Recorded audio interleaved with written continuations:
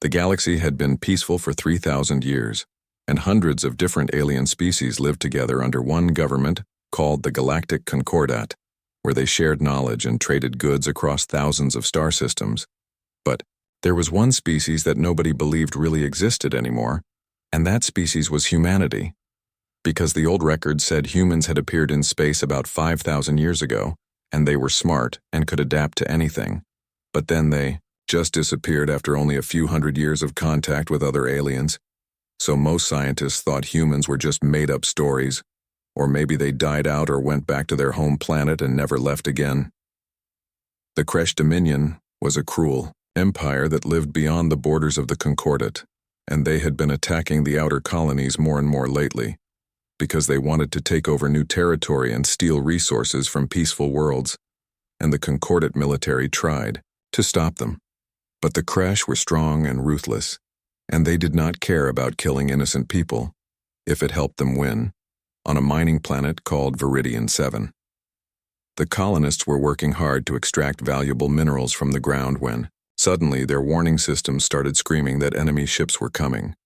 and within minutes the sky filled with Kresh warships that began firing on the colony, without any warning or demands for surrender, and the defense forces tried to fight back, but they were badly outnumbered and their shields were failing under the heavy attack.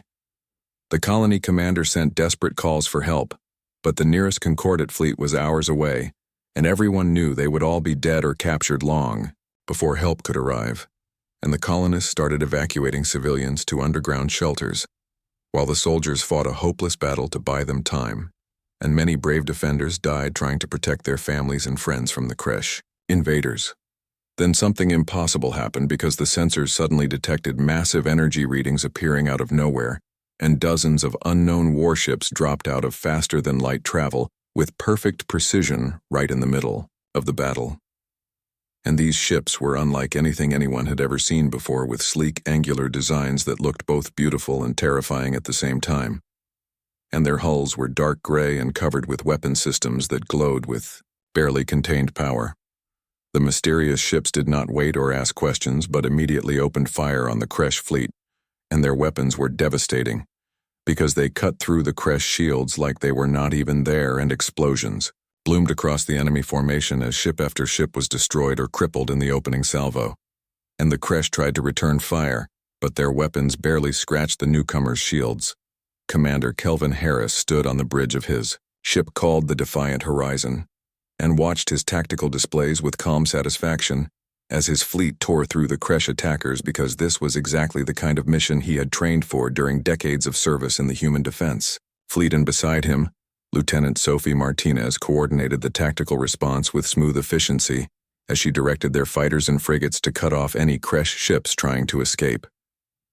The battle lasted only 30 minutes before the surviving Kresh ships turned and fled into hyperspace, leaving behind the burning wrecks of more than half their fleet, and the colonists and Concordat defenders watched in stunned silence as the mysterious warships held position over their colony like silent guardians. Harris opened a communication channel that broadcast on all frequencies, and his deep, steady voice filled every radio and speaker on the planet and in orbit as he introduced himself as Commander Kelvin Harris of the United Earth Alliance. And he explained that humanity had returned to the galaxy after a long absence, and they had come to help defend innocent people against aggression. The news spread across the galaxy faster than light itself, as every news network and government agency tried to understand what had just happened, because humans were supposed to be extinct or mythical. But now they had appeared with warships that made the most advanced Concordat vessels look like primitive toys, and everyone wanted to know where humans had been and what they had been doing, and most importantly what they wanted. Now Ambassador Trenlock was a member of the Velkari species with 4 arms and a body covered in gleaming chitinous plates, and he had spent his entire career studying ancient history and dead languages. So when the Concordat Council needed someone to make first contact with the returned humans, they chose him because he knew more about human history than anyone else alive, even though most of that history was based on fragments and guesses. The council met in emergency session, and the debate was fierce because some members wanted to welcome humanity back and form alliances, while others were suspicious and worried that humans might be dangerous conquerors who had spent 3,000 years building up their military to take over the galaxy. and a few members even suggested preparing for war just in case, but the majority decided that it was better to try diplomacy first. Meanwhile, military analysts studied every piece of sensor data from the battle at Viridian 7, and what they found made them very nervous, because the human ships had power generation systems that operated on principles nobody understood, and their weapons seemed to ignore the laws of physics as everyone knew them, and their shields were so strong that nothing in the Concordat arsenal would be able to penetrate them. One analyst named Crawford, who had spent 40 years studying weapons technology, looked at the data for 3 days straight without sleeping, and then he went to his commander and said something that chilled everyone who heard it, because he said that based on the power readings and tactical performance, the ships at Viridian 7 were probably not even the humans' best warships, but more likely standard patrol vessels or maybe even training ships. Admiral Gregory Cole sat in his office on the massive orbital station that served as the headquarters for the human defense fleet, and he read the reports from Commander Harris with satisfaction, because the mission had gone exactly as planned with minimal damage to human ships and 0 casualties, and more importantly, they had made a strong first impression on the Concordat without revealing too much about their true capabilities. Cole was in his late 50s with gray hair and sharp eyes that missed nothing, and he had seen humanity grow from a desperate species fleeing into the unknown to become the most powerful military force in the known galaxy. And he knew that the next few months would be critical because humanity needed allies, but they also needed to be respected and feared enough that nobody would think about attacking them. He sent a message to Harris, authorizing him to begin diplomatic contact with the Concordat, but with strict orders to reveal information slowly and carefully, because humanity's greatest advantage was that nobody knew how strong they really were, and Cole intended to keep it that way for as long as possible. Back on Viridian 7, the colonists were celebrating their survival, and many of them tried to thank the human ships. But Harris kept his fleet at a respectful distance because he did not want to overwhelm the locals or make them feel threatened by the presence of such powerful warships, and he assigned Lieutenant Martinez to handle communications with the colony while he prepared for the inevitable meeting with Concordat officials. Martinez was in her early 30s, with dark hair and an easy smile that put people at ease even when she was coordinating complex military operations, and she had a gift for understanding alien psychology, which made her invaluable during first contact situations, and she spent hours talking to the colonists and learning about how the Concordat worked and what kind of political situation humanity was walking into. 3 days after the battle, Ambassador Trenlack's diplomatic ship arrived at Viridian 7, and Harris invited him aboard the Defiant Horizon for their first face-to-face meeting. And when Trenlack walked through the airlock, he was struck by how clean and efficient everything was, because human ships were clearly built by people who valued function over decoration, and every crew member he passed moved with purpose and discipline. Harris greeted Trenlack warmly in the ambassador's own language, which surprised the Velkari diplomat, because that meant humans had been studying the Concordat carefully during their long absence,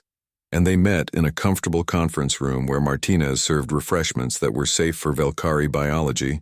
and the three of them began the delicate dance of diplomatic first contact that would determine the future relationship between humanity and the rest of the galaxy. Ambassador Trenlack's diplomatic ship traveled for 5 days through hyperspace to reach the coordinates that Commander Harris had provided for a more formal meeting, and when his vessel finally emerged from faster-than-light travel, the ambassador felt his foreheart skip a beat, because what he saw before him was beyond anything he had imagined possible. Orbiting a massive gas giant were 3 enormous space stations, each one the size of a small moon, and they bristled with weapon systems and defensive shields that made the strongest Concordat military bases look like children's toys. And surrounding these stations were hundreds of warships arranged in perfect formation, with more ships visible in the distance conducting training exercises. Harris had invited Trenlack to visit the flagship of the human defense fleet, which was called the Resolute Dawn, and the ship was so large that it had its own docking bays that could hold entire squadrons of smaller vessels. And as Trenlack's shuttle approached, he could see crews working on the hull making repairs and upgrades with the kind of casual efficiency that spoke of centuries of experience. The interior of the Resolute Dawn was even more impressive than the outside because Every corridor was wide and well lit with crew members moving purposefully between stations,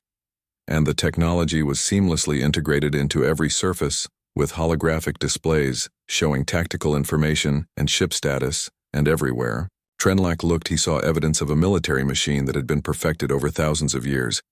Commander Harris met him in an observation lounge that had windows looking out over the fleet, and the commander smiled warmly and shook Trenlack's upper right hand in the human gesture of greeting and offered him a seat and refreshments, and they spent the first hour discussing simple things like culture and history, while both of them carefully avoided the obvious questions about military, power, and intentions. But eventually, Trenlack had to ask the question that everyone in the Concordat wanted answered, which was where had humanity been for 3,000 years, and what had they been doing? And Harris leaned back in his chair and seemed to consider his words carefully before he began to explain. Harris told him that when humans first encountered the other spacefaring species thousands of years ago, they had been excited and hopeful about joining the galactic community, but they quickly realized that the galaxy was a dangerous place where the strong preyed on the weak, and where political alliances shifted constantly, and where technology was often used as a weapon in economic warfare. So humanity made a difficult decision, which was to withdraw from galactic affairs entirely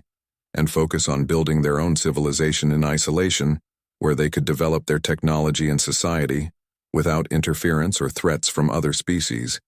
And they found a region of space far beyond the Concordat's borders where no other species had explored, and they began the largest colonization project in history. Lieutenant Martinez joined them during this conversation, and she added details that Harris left out,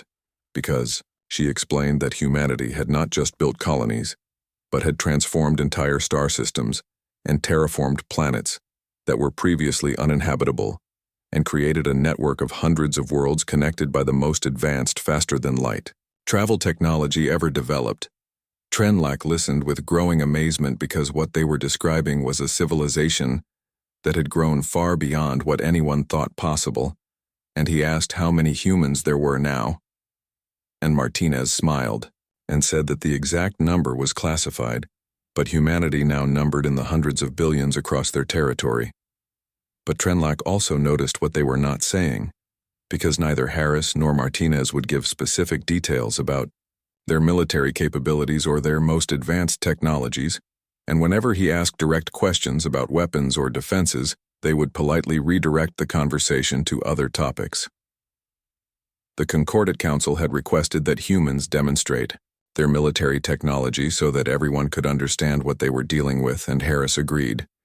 But he insisted that the demonstration take place in an uninhabited system far from any colonies or stations, and he made it clear that what they would show was only a small sample of human capabilities. 2 weeks later, dozens of ships from various Concordat species gathered in the designated system, which had a large asteroid field that would serve as the targets for the demonstration, and Trenlack was aboard a special observation vessel, along with military officers and scientists from across the Concordat, who all wanted to see what humans could really do. The human fleet that arrived for the demonstration consisted of only 12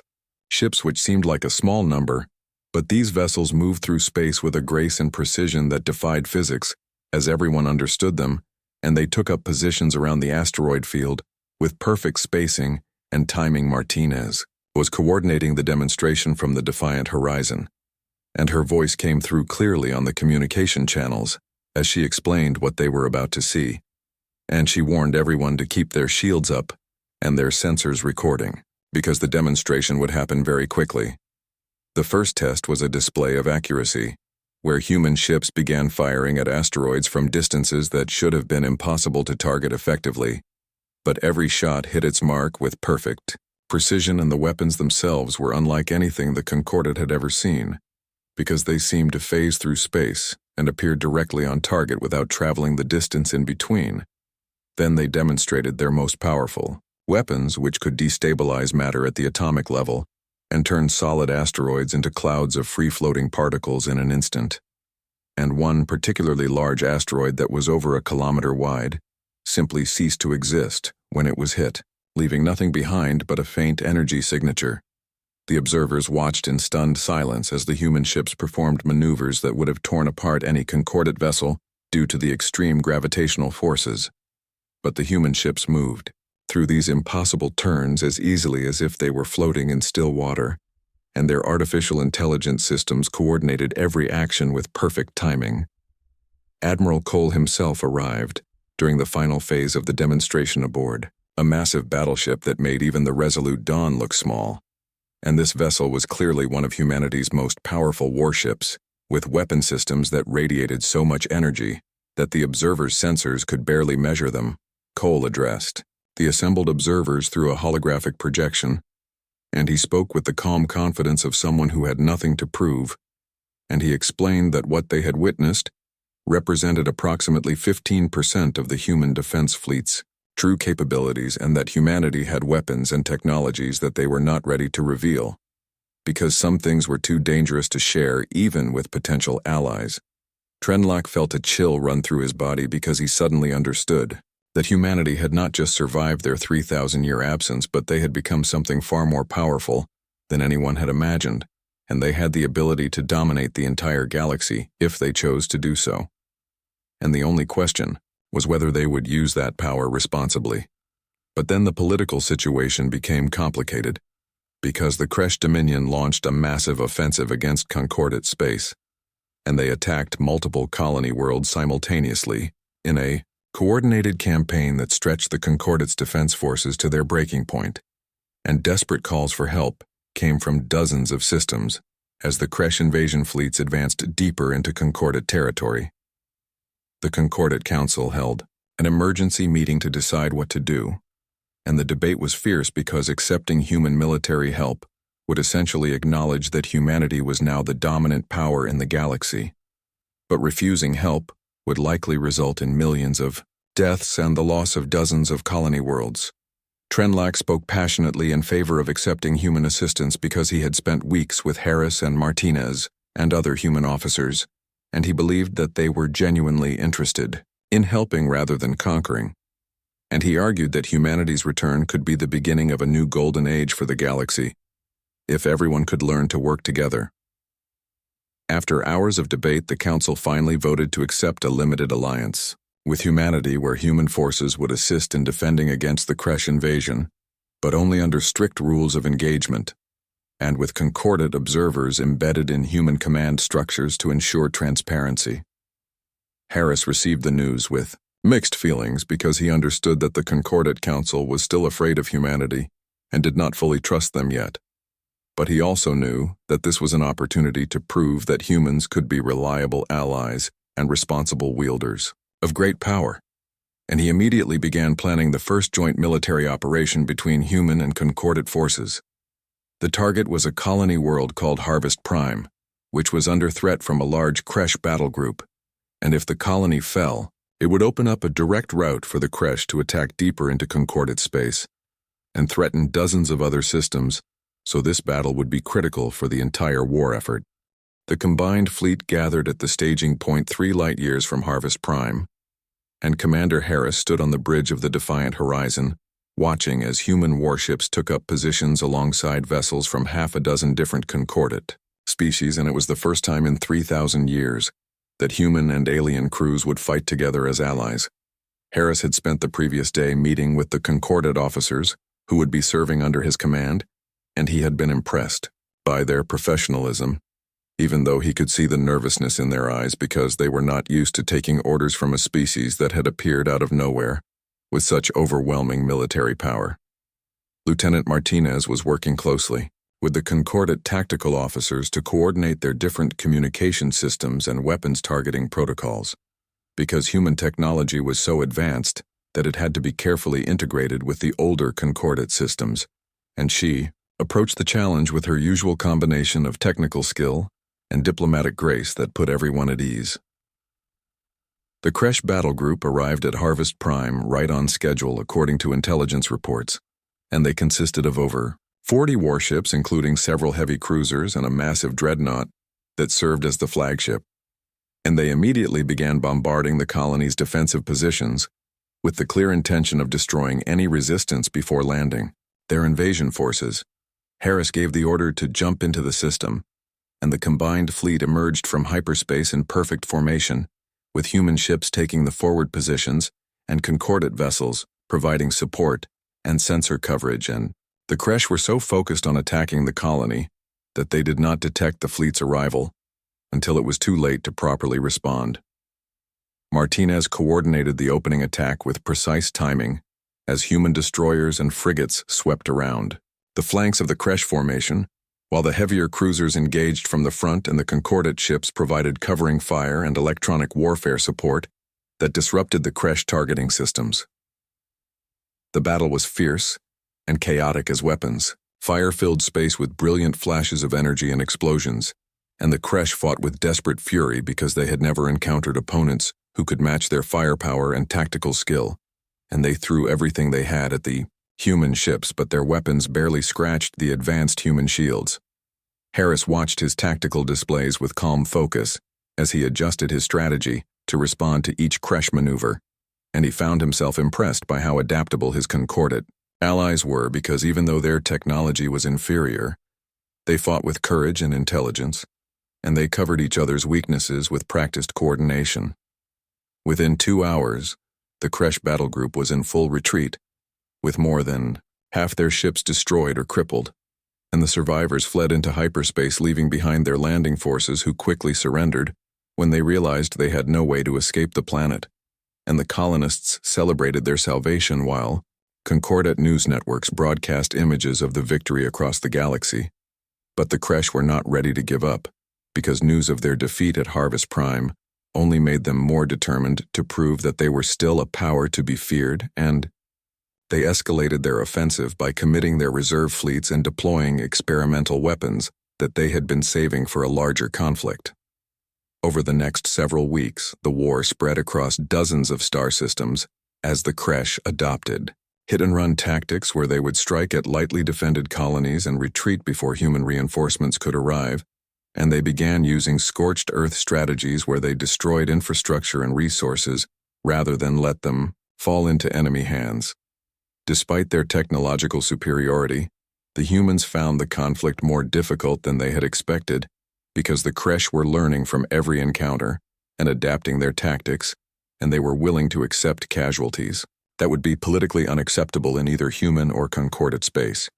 And they used this ruthlessness to their advantage. As the weeks turned into months, something unexpected began to happen, because the human and concordate crews who fought together started to form genuine friendships and cultural bonds,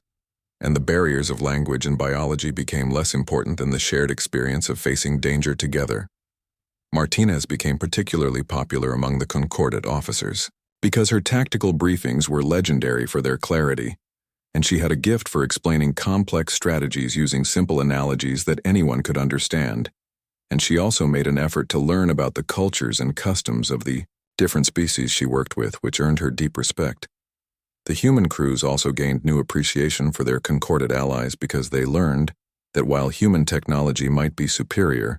the various alien species brought their own unique strengths to battle, and the massive Grax warriors were invaluable in boarding actions and close combat, while the crystalline Luminoth could repair damaged systems in environments that would kill humans instantly. Then disaster struck, when the Kresh managed to disable and capture a damaged human frigate before its self-destruct system could activate completely, and they towed the vessel to one of their secret research facilities, where their scientists began studying the advanced technology. When Harris learned about the capture, he immediately contacted Admiral Cole, who was overseeing the war effort from human space, and they both understood that this represented a catastrophic security breach, because if the Kresh could reverse engineer even a fraction of human technology, it could prolong the war for years and result in millions of additional casualties. Cole gave Harris direct orders to recover or destroy the captured frigate at any cost, and he authorized the use of military assets that had been held in reserve, including experimental weapons systems and elite special forces units that represented the cutting edge of human military capability. Harris assembled a strike force that included the best ships and crews from both human and concordate forces, because this mission would require not just firepower but also coordination and stealth. And Ambassador Trenlock personally requested that Velkari intelligence operatives be included in the mission, because they had been tracking Kresh research facilities for years. The target was a heavily fortified orbital station, deep in Kresh territory that was surrounded by defensive satellites and minefields, and protected by several battle groups, and getting in would require precise timing and flawless execution, and getting out alive would require even more skill and luck. Martinez spent 3 days planning the operation with input from officers across the entire strike force, and she created a tactical plan that was so complex it required dozens of pages to fully explain. But when she presented it to the assembled commanders, they all agreed it was the best chance they had for success. The strike force jumped into the target system from multiple directions simultaneously, which divided the Kresh defenders' attention, and human stealth ships had already infiltrated the system hours earlier to disable key defensive satellites and create gaps in the minefields. The battle that followed was the most intense of the entire war, because the humans employed tactics and weapons they had been holding in reserve, and they deployed autonomous combat drones that could navigate through hostile fire with inhuman precision, and they used gravity manipulation technology to create localized space-time distortions that tore through Kresh. Defensive positions like they were made of paper. Harris commanded the operation from the Defiant Horizon, and he found himself pushed to the limits of his tactical abilities as the Kresh threw wave after wave of reinforcements at the attacking fleet, and several times it seemed like the mission would fail. But each time Martinez would find a solution, or a Concordat officer would spot an opportunity. That turned the tide.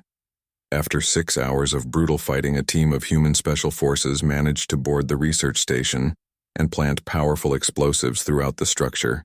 and they barely escaped before the charges detonated and turned the station and the captured frigate into an expanding cloud of superheated debris. The strike force retreated from the system with acceptable casualties, but everyone who participated knew they had just witnessed something important because the humans had revealed capabilities that made even their previous demonstrations look restrained, and the Kresh now understood that humanity had been fighting a limited war and holding back their most devastating weapons. The question that everyone in the galaxy was now asking was what would happen if humanity decided to stop holding back and fight without restraint, and that question would soon be answered in a way that nobody expected. The Kresh Dominion was facing a war they could not win, and their leaders knew it because every battle against the human forces ended in defeat, and their casualties were mounting while their resources dwindled, and so they made a desperate gamble that would either save them or doom them completely. They sent a formal communication to the Concordat Council offering to negotiate a ceasefire, but their condition was simple and stark, which was that humanity must withdraw from the conflict entirely and return to wherever they had been hiding for the past 3,000 years, or the Kresh would continue fighting until every last colony was destroyed. The Kresh argument was surprisingly logical because they claimed that the introduction of human military technology had fundamentally upset the balance of power in the galaxy. And if humans were allowed to establish themselves as the dominant military force, then what would stop them from eventually imposing their will on everyone else, including the Concordat itself? The ultimatum divided the Concordat Council into bitter factions, because some members whose territories were far from the war zone were sympathetic to the Kresh argument, and they worried about what humanity's long-term intentions might be, while others who had fought alongside human forces argued passionately for maintaining the alliance. Ambassador Trenlak found himself at the center of a political firestorm, because he had become one of humanity's strongest advocates within Concordat space, but even he had doubts sometimes when he lay awake at night wondering what the humans were still hiding and what their true intentions toward the galaxy really were. Admiral Cole was monitoring the political situation from human space, and he understood that trust was the critical issue, because if the Concordat Council decided to abandon the alliance, then humanity would be isolated again and forced to either withdraw or fight alone, and neither option was acceptable. So, Cole made an unprecedented decision that shocked his own military commanders, because he invited Ambassador Trenlak and a select group of senior Concordat leaders to visit human space and see firsthand what humanity had been building for the past 3 millennia, and this meant revealing secrets that humans had guarded jealously since their withdrawal from the galaxy. The journey took several weeks, even with the most advanced human faster-than-light drives, and during that time Cole gave the Concordat delegates access to classified historical records and scientific databases and personal accounts from the early days of human expansion into unknown space. Trendlack read these records with growing understanding because the story that emerged was both inspiring and sobering, as humanity had not just survived their withdrawal, but had thrived beyond anyone's wildest expectations, and they had established colonies on hundreds of worlds and built vast orbital habitats that housed billions of people and terraformed planets that other species would have considered impossible to settle. But the records also showed the disasters and failures that had shaped human development, because there had been early colonies that failed catastrophically, killing millions of people, and experimental technologies that went wrong with horrific consequences, and internal conflicts that nearly tore human civilization apart before wiser leaders found ways to reconcile the different factions. Commander Harris accompanied the delegation throughout the journey, and he explained that humanity's technological advantage had not come easily or cheaply, but had been paid for in blood and sweat, and countless failures, because every major advance represented years of research and experimentation and refinement. The journey reached its climax when the delegation arrived at Earth Prime, which was humanity's capital world and the seat of the United Earth Alliance government, and the planet was breathtakingly beautiful, with gleaming cities integrated seamlessly into carefully preserved natural environments. Orbital rings circled the world, supporting vast agricultural and industrial complexes that produced enough food and materials to supply dozens of colony worlds, and defense stations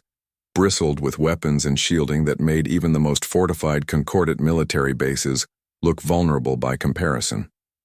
But what truly stunned the Concordat delegates was when they were taken to an observation platform high above the planet, where they could see the full extent of humanity's defensive fleet, and thousands of warships orbited Earth in carefully organized formations, representing multiple generations of naval engineering and constant technological refinement. Admiral Cole stood beside Trendlack on the observation platform and pointed out various classes of ships, from the oldest vessels that were 3,000 years old but still maintained and upgraded continuously, to the newest designs fresh from orbital shipyards that incorporated technologies the Concordat scientists could barely comprehend. Then Cole revealed the truth that changed everything, because he told the delegates that what they had seen in the war against the Kresh represented approximately 15% of the human defense fleet's total strength, and the rest had been held in reserve, ready to respond to any existential threat to humanity or their allies. The Admiral also explained human military doctrine in detail, including what they called the Overwhelming Response Protocol, which meant that if human civilians or territory came under attack, the response would be calibrated to ensure that the aggressor never posed a threat again. And this did not necessarily mean genocide or total destruction, but it did mean decisive, overwhelming military action. Trendlack felt his worldview shifting as he processed this information, because he realized that humanity had built something far greater than just a military machine, and they had created an entire civilization based on the principle that survival required constant adaptation and improvement, and that peace could only be maintained through strength. The Concordat delegates spent 3 days on Earth Prime meeting with human leaders and touring research facilities and military academies, and everywhere they went they saw evidence of a society that valued education and innovation and preparation for any possible threat. On the final evening of their visit, Cole hosted a dinner for the delegates in a conference room overlooking the planet, and he spoke candidly about humanity's fears and hopes, because he explained that humans had withdrawn from the galaxy 3,000 years ago because they were afraid of being conquered or exploited, but now they were returning because they believed the galaxy was ready for a different kind of relationship based on mutual respect. After the dinner, the Concordat delegates met privately to discuss what they had learned, and the debate was intense because accepting the reality of human power meant acknowledging that the old galactic order was gone forever and could never be restored. Ambassador Trendlack made an impassioned speech to his fellow delegates where he argued that trying to maintain the old order was not just futile but dangerous, because humanity was not going away, and attempting to isolate or contain them would only create a future conflict that the Concordat could not possibly win. Instead, Trendlack proposed embracing the change and working with humanity to establish a new galactic order based on cooperation and shared prosperity, where human military superiority would be balanced by diplomatic and cultural integration. And most importantly, where all species could learn from humanity's example of what could be achieved through dedication and innovation. The delegates voted unanimously to recommend continuing and expanding the alliance with humanity. And they understood that this decision would reshape the future of the galaxy in ways that nobody could fully predict, but they also believed it was the only realistic path forward. When they returned to Concordate space and presented their findings to the full council,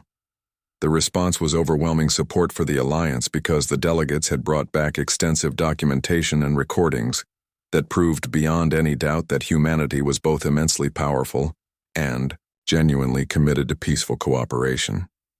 The Kresh Dominion learned of the Council's decision through their intelligence network, and their leaders understood that they had lost not just the war, but any hope of avoiding total defeat, and they began desperate preparations for humanity's final offensive, which they knew would come. Soon Admiral Cole returned to the war front with massive reinforcements that represented a significant portion of humanity's reserve fleet, and Commander Harris, prepared to lead the final campaign that would end the Kresh threat once and for all. Admiral Cole arrived at the front lines with a fleet that made everything the Kresh had seen before look like a small skirmish force because over 500 warships emerged from hyperspace in perfect formation, including massive battleships that bristled with weapons and experimental vessels that incorporated technology so advanced that even Concordate scientists struggled to understand their basic principles. Commander Harris and Lieutenant Martinez stood on the bridge of the Defiant Horizon watching the displays as the human armada took up positions, and Martinez whispered that she had never seen so much firepower concentrated in one place. And Harris nodded grimly, because he knew that what was about to happen would change the galaxy forever. The final offensive began with simultaneous attacks on 12 major Kresh military installations, and the human forces employed their full arsenal without restraint, including weapon systems they had kept hidden even during the most desperate moments of the previous fighting.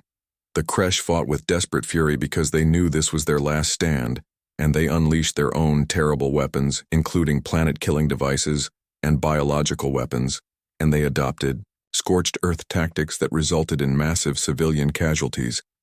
But even these extreme measures could not stem the tide of the human advance. Harris distinguished himself repeatedly during the campaign by making tactical decisions that saved countless lives, both human and alien,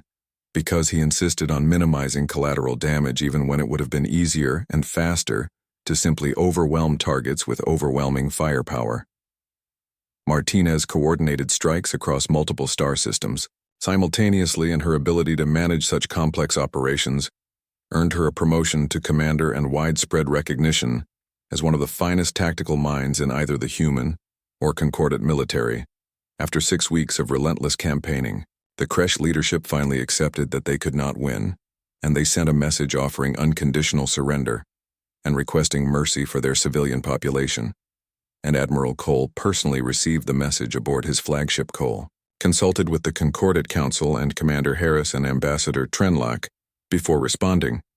because he wanted to make sure that the terms of surrender would lead to lasting peace rather than simply planting the seeds for future conflict. The final peace terms required the Kresh to completely disarm their military and accept Concordate oversight of their government, and war crimes trials would be established to hold accountable those responsible for atrocities committed during the conflict. But importantly, there would be no collective punishment of the Kresh people. Cole made it clear that while justice would be served, the goal was to integrate the Kresh into galactic civilization rather than to punish entire populations for the decisions of their leaders, and this decision surprised many, who expected humans to be vindictive, given their overwhelming military superiority. In the months following the war's end, representatives from hundreds of species gathered on New Earth, which was a human colony world chosen specifically because it symbolized successful coexistence between different cultures, and the goal was to establish a new framework for galactic governance. The negotiations were long and difficult because some species wanted to place restrictions on human military expansion, while others sought access to human technology,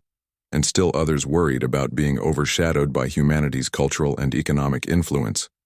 Ambassador Trenlock played a crucial role in mediating between human and non-human interests because his experience during the war and his genuine friendship with human leaders gave him credibility on both sides, and he worked tirelessly to find compromises that addressed legitimate concerns. Resulting Treaty of New Earth established several key principles, including recognition of humanity's right to self-defense, while also acknowledging their responsibility to use their military power judiciously,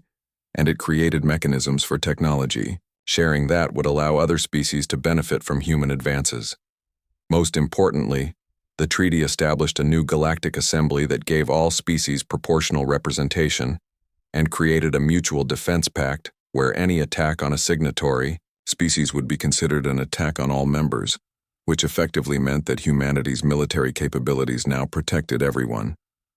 In the years following the treaty, the galaxy entered a period of unprecedented peace and prosperity, and human technology gradually spread through the Concordat, raising living standards and opening new possibilities for development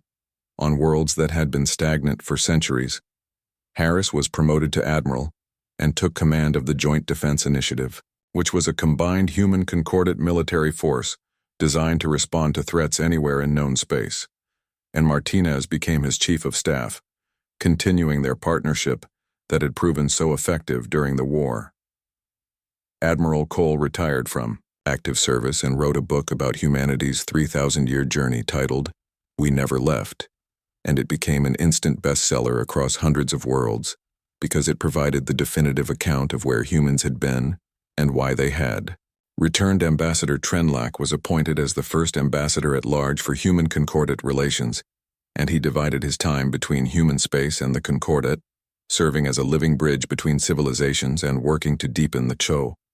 bonds that had been forged during the crisis. Human educators established academies on dozens of worlds where they taught not just technical skills, but also the philosophy of continuous improvement and adaptation that had driven humanity's transformation, and students from hundreds of different species studied together, forming friendships that would shape the next generation. The former Kresh territory was reorganized under Concordat supervision, and surprisingly, many Kresh citizens embraced the opportunity to rebuild their society along more peaceful lines,